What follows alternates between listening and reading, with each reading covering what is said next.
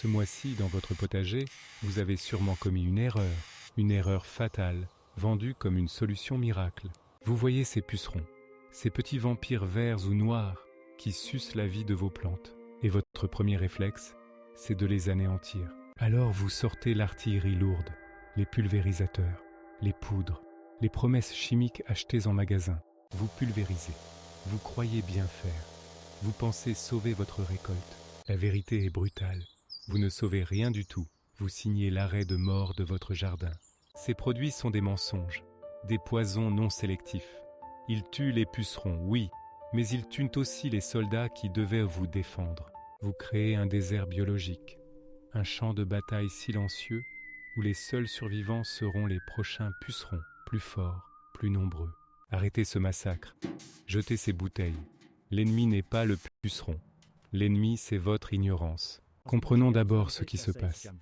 Le puceron n'est pas une force du mal, c'est un maillon de la chaîne. Il pique la plante pour aspirer la sève, son carburant. En faisant cela, il l'affaiblit, il la rend vulnérable aux maladies. Il se reproduit à une vitesse terrifiante.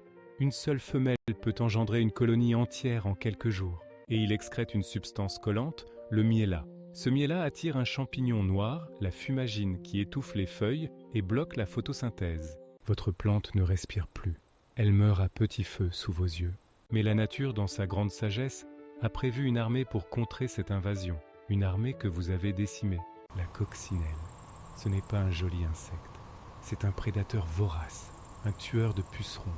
Une seule coccinelle peut dévorer jusqu'à 100 pucerons par jour et ses larves encore plus. Votre travail n'est pas de tuer les pucerons. Votre travail est de recruter les coccinelles, gratuitement.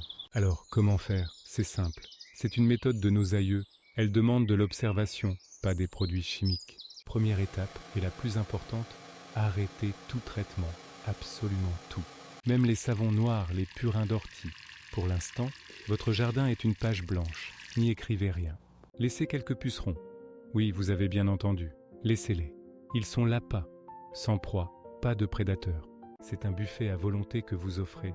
Les coccinelles de votre région vont recevoir le message. Deuxième étape, plantez leur nourriture d'adultes.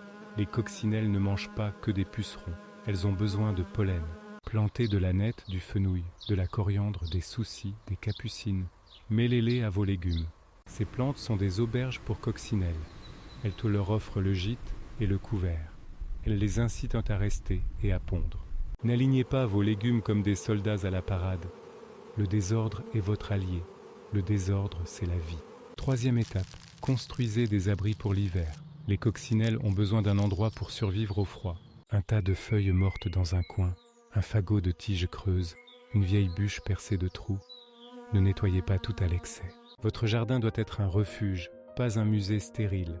Laissez la nature faire son travail de ménage. Quatrième étape, un point d'eau.